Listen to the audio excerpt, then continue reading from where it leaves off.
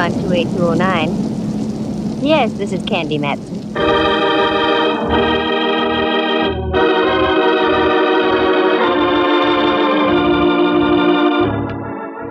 Got an old corpse kicking around you want identified?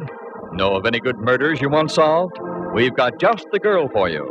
Her name is Candy Matson. Mighty cute, too. She fills out a size 12 suit to just the right proportions. Soft blonde hair, 2 sparkling blue eyes, and all in all, she looks as though she might have stepped right off a Varga calendar. And what's more, she's a private eye. You scoff? You ridicule? I'll let you see for yourselves. Listen, she's talking on the phone right now. Hello, Candy Matson. Hello, Miss Matson. I'm afraid you don't know me. That makes it even. You don't know me. Let's go from there. I've read about you in the papers, Miss Matson. You handle confidential cases. That's right. However, there's a little matter of a fee involved. Yes, I know. I can pay. That's item number 1. Now to item number 2. What's the confidential case? I can't possibly tell you on the phone, Miss Matson. I said it was confidential. Okay. Where do you want to talk? I am the proprietor of a restaurant, the Charlemagne in North Beach. Oh, yeah, I ate there once. Oh, that's nice. No, it wasn't. I didn't like the food. Oh. However, I'll overlook it. Do you want to talk in about an hour? That will be fine, Miss Matson. Good. And your name would be? Martinello. Carlo Martinello. Okay, Mr. Martinello. And have some ink in your pen. It costs money just to talk.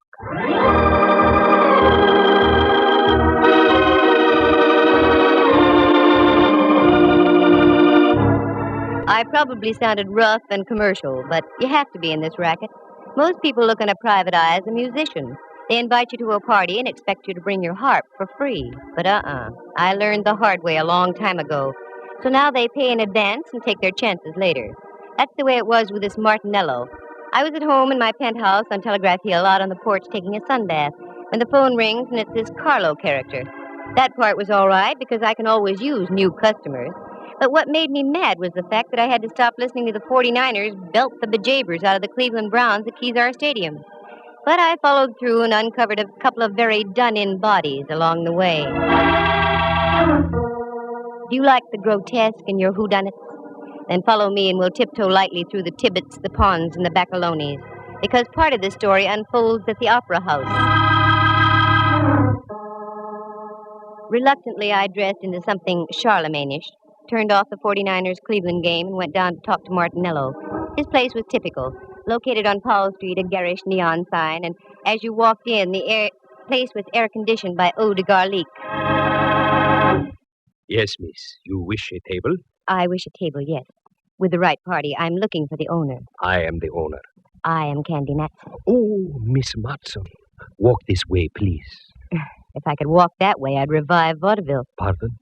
Where's your office? Right over here. Allow me.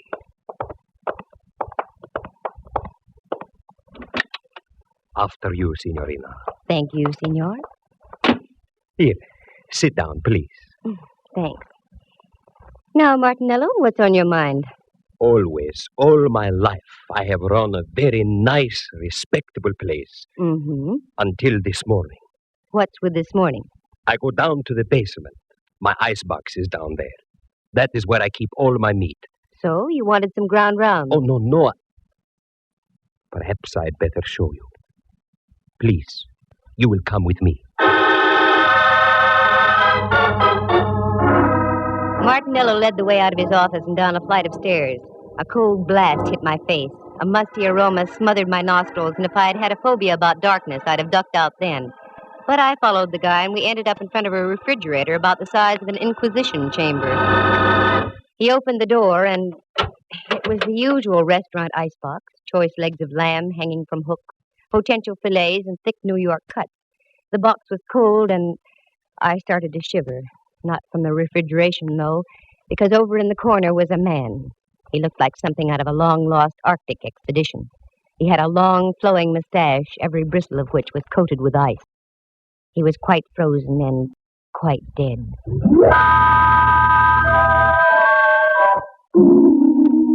I slammed the door shut and reeled out. The sight had staggered my thought processes. Martinello reached over by a salami slicing table and turned on a Mazda. A weak affair that cast dim shadows about the damp basement. Is that your little surprise? Yes, Mr. Matson. That is what I was greeted with this morning. Have you notified the police? Oh, no. Why not? As I told you, I have run a very respectable place. And, too, that is why I am hiring you. You can get in trouble, you know. Yes, that is why you must help me.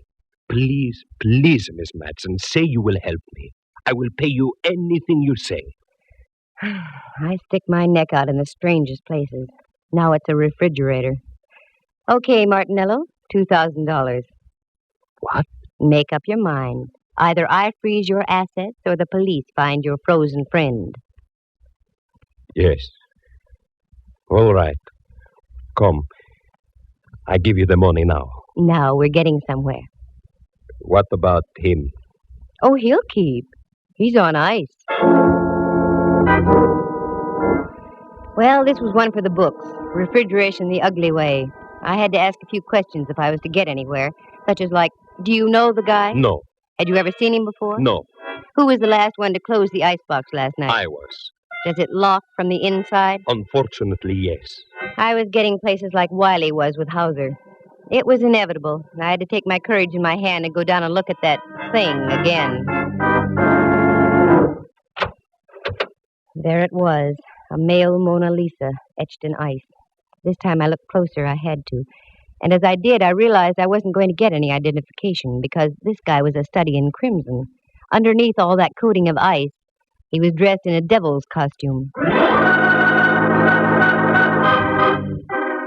I slammed the door once again and went upstairs. There I gave Martinello strict orders not to do a thing. Usually in cases like this, you have to wait for a break. They come along like a forcing hand in poker. So I went home to do some thinking. As I arrived, there was an old friend of mine, Rembrandt Watson. Hello, Dove. I'd almost given up. Rembrandt, how did you get in? Your door was open, dear. I took the liberty of coming in. Oh, sure, that's okay. How are things, Candy? All right, I guess. I'm kind of bushed, though. I feel about as devaluated as a British pound. You look wonderful, Dove. What's wrong? I've got a deal, but I don't know where to start. Anything I can help you with? No, thanks, Rembrandt. If I told you about it, you wouldn't believe it. I've never doubted you in the past, dear. I know. Well, I was just called in by a minestrone merchant in North Beach. The guy is stuck with a corpse. That's about par for the course. The deceased had been sealed in the icebox overnight. I've never seen one like that before. That's the way it is, dear. Many are called, but few are frozen. Oh, get out of here. But, Dove, I just got here. I know, but I've got to change and get down to see Mallard. I'll wait for you, Candy. I haven't seen the gumshoe since before me vacation. All right. I'll be with you in a few moments. I did a fast change, and Rembrandt and I climbed into my car, and we dropped off Telegraph Hill on Don Kearney Street. The Hall of Justice, where Mallard hangs his star, is only a few blocks away, so we made it in about 5 minutes. Inspector Ray Mallard, Homicide, San Francisco Police. A lovable, shaggy dog type of character. Very keen with the crime, but dumb with the Dane. Me, for instance. If I want him to say yes, he says no, and vice versa. Well, my ever-loving Candy. What's new in the private eye business? Very little. How's the legitimate flatfoot racket? Oh, we're holding our arches up. Well, and Rembrandt. I haven't seen you since Pup was a Hector. Please, Inspector, you're metting your mixophores. Who writes this dialogue? I'm pretty weak, I know. What's on your mind, Candy? A character named Carlo Martinello. Have you got anything on him? What's so funny, Mallard? Nothing, except I eat lunch there about every day of the week. Well, answer my question. Well, there's nothing on Martinello. Arrested a couple of times during Prohibition. He was dabbling in grappa a la under the table. Have you got a case against the guy, Detective Matson? Oh, cut it out. No, seriously. Why do you want to check on the guy, Candy? No reason, just thought I'd ask. Uh-huh. Well, Martinello's okay. Just trying to make a living. Only thing I don't like, he loves to sing to his customers. That'd be enough to bankrupt him right there. Anything else I can do? No, that takes care of everything. I tell you what, I'm through in about an hour. I'll take you up to Martinello's for dinner. You can see for yourself. No, that's all right. Okay, Candy. Give. Why, Mallard, dear, what on earth do you mean? You know something about something. I want in. Mallard, and I want you to believe this. I mean it sincerely. If I knew something, you'd be the last to know about it. He's got something there. Come, love, leave us a while. I hate to do things like that to Mallard. He's been of great help to me in the past. More than once, he's saved my life. But on a deal like this, you have to play it close. After all, a girl has to make a living. For the first time in a long time, I was completely baffled as to where to start. Something had to be done about that cadaver in the icebox, but what? While I was beetling my eyebrows, Rembrandt invited me up to his place for tea. He lives on California Street, just down away from Old St. Mary's, and only a bail bond broker's reach from the Hall of Justice. So I accepted. Do forgive the looks of the place, Candy, dear. I had a meeting with my philatelist group last night. Philatelist? The stamp collectors, dear. Well, I know what they are, but I didn't think they could make such a mess. You don't know philatelists. Sit down, though. Make yourself comfortable. I shan't be a moment. That's all right. And Candy, dear, why the wrinkles? I've got cause for wrinkles. This chap in the icebox, Rembrandt. There's something I didn't tell you. He was dressed in a devil's costume. There, dear. Your tea will ready in just a minute. You'll feel better. I know it sounds crazy, but it's true. What are you going to do, Candy? I don't know. I can't leave him in that refrigerator forever. We'll get him out, dear. I hate to think of a corpse catching pneumonia. Oh, excuse me, Candy. Help yourself to the tea. Mm-hmm. How do you do? Rembrandt Watson Enterprises. Quiet down. Who? Oh, hello, Templeton. How are all your steamships? Oh, that's good. What? Could I use... do what? To the opera? Of course I could. Righto, I'll pick them up at your office. Thank you, Templeton. Goodbye. Candy, dear, do you like the opera? I can take it or leave it. Why? It suddenly develops that I have 2 tickets tomorrow night for Tales of Hoffman. Oh, Rembrandt, I don't think I can go. Come, Candy. It'll do you good. You've been working too hard. You need a little relaxation. Tales of Hoffman, Okay. Who's the pal who gave them to you? An old friend of mine, Templeton Woodruff. He runs a steamship to Java and other places Ezio Pinza sings about. I finished the tea and left. Right then, the only opera I could think of was the one going on in an icebox at Martinello's. I've always tried to play straight with Ray Mallard, so I decided to tell Martinello my plan. Miss Matson, I don't think it's such a good idea. Good evening, Carlo. I want to talk to you. That's what I mean. There's a gentleman here who... So you've got a gentleman. That's fine. 3 more and you've got a crowd. What I want to talk to you about is this. You don't understand. The gentleman I'm talking about is from the police. The police? Yeah. Hello, Candy. Mallard. How about some scallopini? Well, up jumped the... Hello, Mallard, dear. I had an idea you'd like dinner here tonight.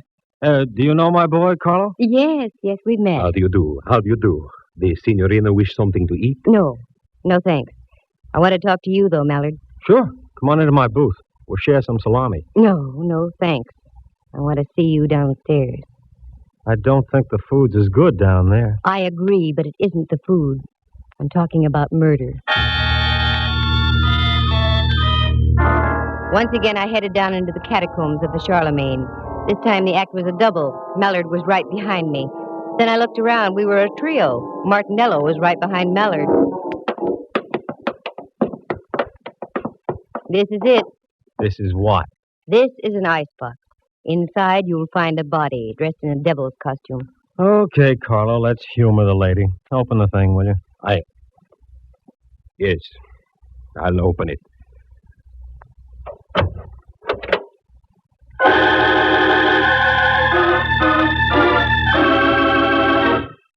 Lovely view of the beef. It's gone. The body's gone. Okay, Martinello, start talking and make some sense while you're doing it. Please, Miss Matson, I don't know anything. I haven't been down here all day. Get rid of those arched eyebrows, Martinello. You know something. What is it? Wait a minute, Candy. I'll do the questioning. In the first place, Carlo, was there or was there not a body in here? Well... Sure there was. He can't deny it. Here's a check for $2,000 signed by Martinello himself. Well, Carlo? Yes, there was a body, all right. Who was it? Friend of yours? No, Inspector. I never saw him before. Why did you call Miss Matson?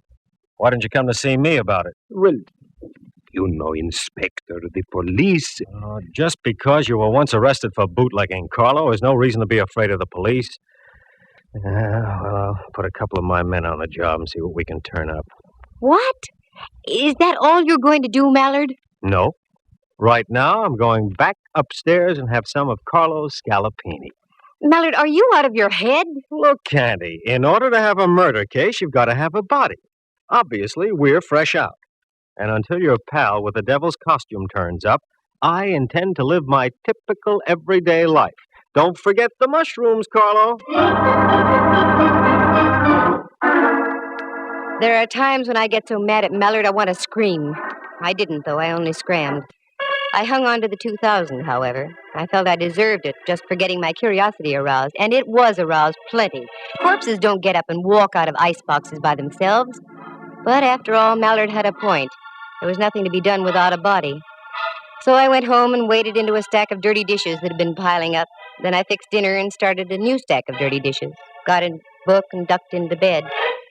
In the morning, I had an idea. After breakfast, I went down to the corner of Broadway and Columbus. That's where North Beach does a neat blend with Chinatown. On the corner was a Joe who sold newspapers. I'd known him for some time, and he seemed to like me.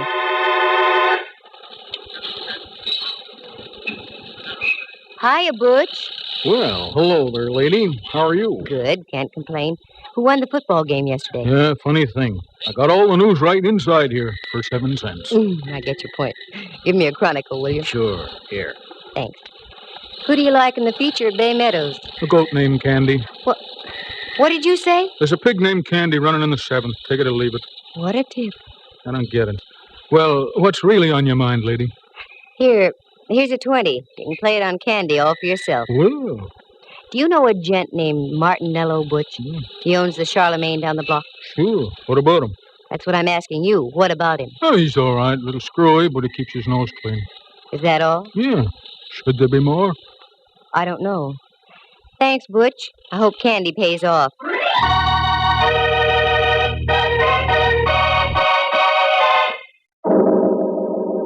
I was getting nowhere, that was for sure, and the rest of the day went the same way. Dead ends, blind alleys. I checked as many loose ends as I possibly could, but I was still stuck in a quandary. But the Crusher claimed late in the afternoon when I got a copy of the late paper and read where Candy came in at Bay Meadows and paid $32.20. And I hadn't had sense enough to get aboard. When I got home, the phone was ringing. Hello, Candy Matson. For your Candy Matson, I should play a fanfare. Oh, hello, Rembrandt, dear. How are you? Like an October morning. Every single one of me pores is breathing great, huge gulps of air. What? I just had a facial dove, most invigorating. What on earth for? I loved your old pores just the way they were. Candy, you've forgotten. I have? Forgotten what, Rembrandt? We're going to the opera tonight. Oh, Ducky, I'm sorry. I had forgotten. I'm afraid I'll have to renege. Now, Candy, you promised, and I don't care what you're involved in. It'll do you good. But, Rembrandt, I'm working on it. Perhaps you're right. Okay, I'll get ready. Wonderful, dear. Pick me up about 7:45, will you? Pick you up 7:15. Yeah. Oh, and another thing, Lamb. We may have to do some entertaining afterward. Do bring some cash, will you? Mm-hmm. That's the girl.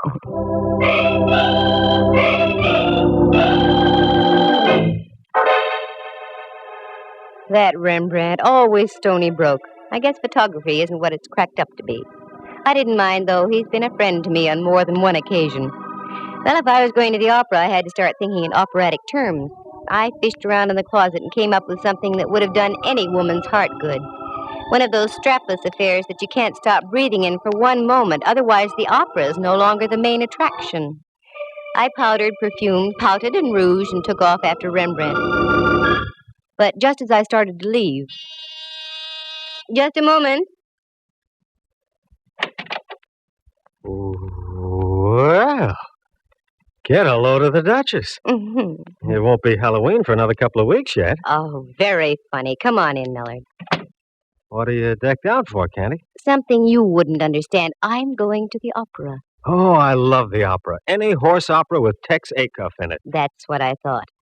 What's on your mind, Millard? I've got to pick up Rembrandt in 10 minutes. I was just driving by, so I thought I'd stop and tell you the news. News? About what? We found El Diablo. The guy in the icebox? Yeah. Martinello identified him. He was floating in the water off Aquatic Park. Any lead on him? The best. He was Salavini, the second baritone with the opera company. That's all, Candy. I hope you enjoy the performance tonight. A baritone with the opera company. Well, that explained the costume, but it didn't explain a lot of other things. I walked down the stairs with Mallard. He got in his squad car, flicked on the flashing red light, and with a burst of his siren, rolled down the street. I'd have to speak to Mallard about that. All the neighbors had their heads out of their windows as I climbed into my car and followed. What an exit. I picked up Rembrandt and we drove up to the Civic Center. I found a place to park. A minor miracle. The last time I went to the opera, I had to drive almost to Palo Alto and come back by train. Rembrandt's friend must have been very influential. We had seats in the Diamond Horseshoe. They were presenting Tales of Hoffmann, and a friend of mine, Dorothy Warrenschold, was singing the role of Antonia. It was a fine performance, and after the last curtain, I took Rembrandt. We went backstage to see Dorothy.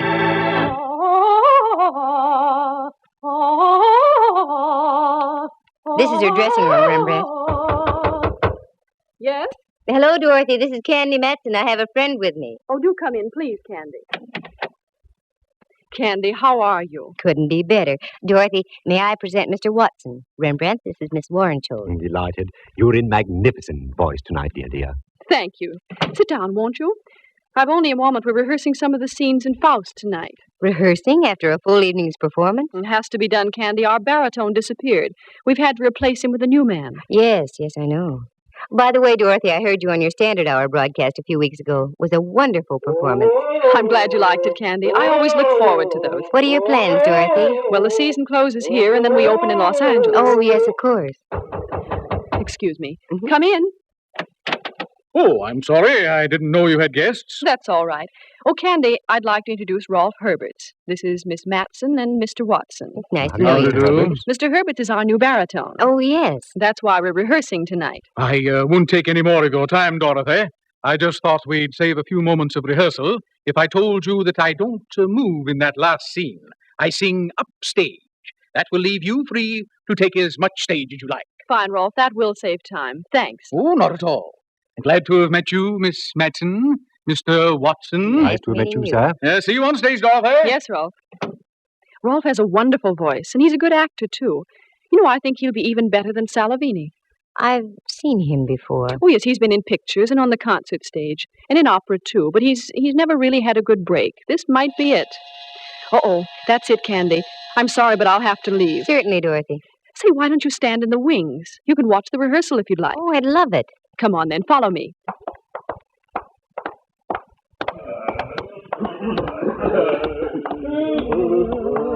All right, to places, everyone. Places. This is all right, Candy. You can stay right here. Thanks, Dorothy. Glad to have met you, Mr. Watson. Also, as we used to say in the theater, go out there and kill them. See you later. Where is Miss Warrenshaw? Ah, there you are. Herbert! Where's Herbert? I saw him just a moment ago in the dressing room. Well, it's late. We've got to keep moving. Please, somebody find Herbert.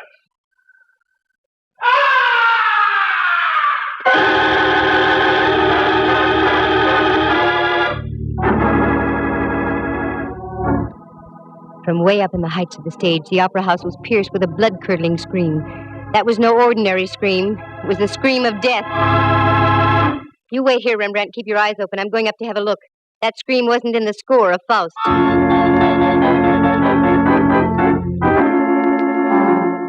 I punched the button for the backstage elevator. It's a good thing they work fast and are speedy. Once inside, I pressed the button for the fourth gallery. I got out. This was the top of the opera house. The place was loaded with old sets, props, papier-mâché alligators, gold goblets. Then, over on the other side of the catwalk, I saw it. The body of a man all crumpled and distorted. I hit the catwalk and ran over. It was 100 feet above the stage, and as I looked down, I could see a score of strained faces looking up through the darkness. I got on the other side and bent over the body. It was that of Rolf Herbert. Candy, down here. I think your man just ducked down underneath the stage. Again, I did a Mel Patton. The elevator shot me down to the stage level, and there was Rembrandt, wild-eyed. He came down the elevator on the other side, Candy. Then he cut across the stage and down those steps. Come on, Rembrandt, follow me. I may need help.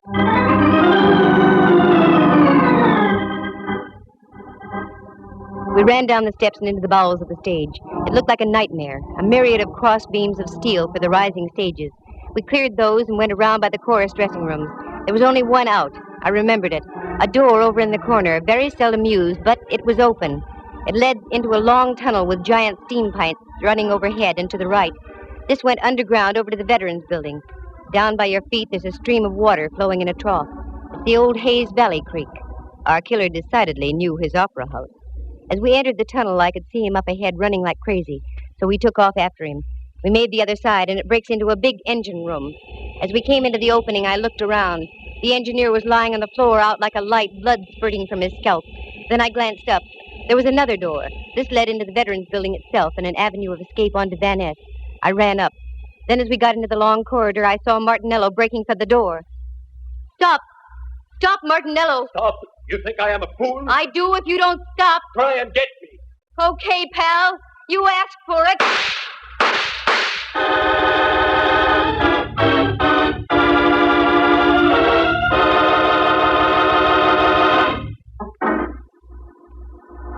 It was the first time I had ever shot a man. It didn't feel good. But he lived, and later the doctors of law gave him a little pill. The cyanide kind they dropped inside the gas chamber at San Quentin. Martinello paid his debt. Details? Sure, I'll fill him in now. Martinello loved to sing. Ray Mallard had told me that. For years, Carlo had been hanging around the opera house hoping to step into a role. This season, a director had jokingly told him that if he ran out of baritones, he'd let Carlo take over. Carlo took him seriously. He lured Salavini down to his restaurant on a fake emergency call, costume and all, and did him in. But then he became frightened. That's when he called me. It was worth $2,000 to have me hush things up. But I don't operate like that. He had a hunch I was going to tip off Mallard. That's when he removed the body from the icebox and dumped him into the bay. Carlo had also been at the performance of Tales of Hoffman. That's when he learned that they'd rustled up Rolf Herbert to sing in place of Salavini.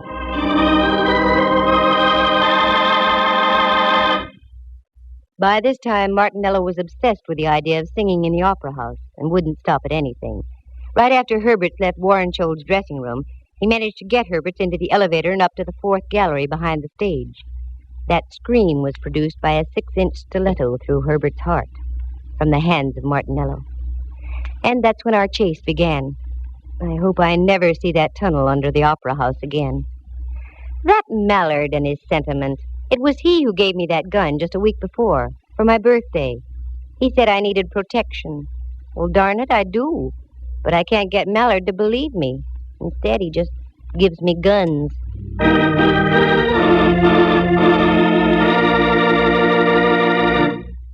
Listen again at this same time next week. For excitement and adventure, just dial Candy Matson, Yukon 28209.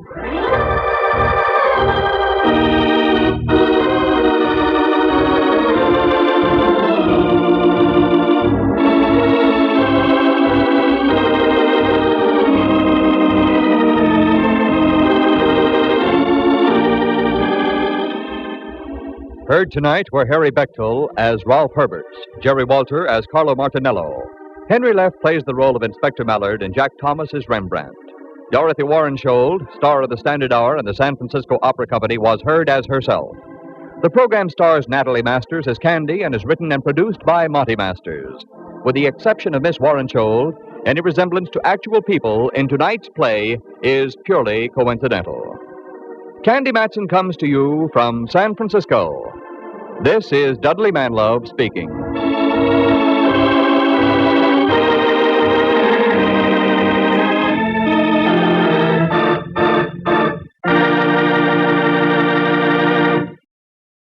You are tuned for the stars on NBC.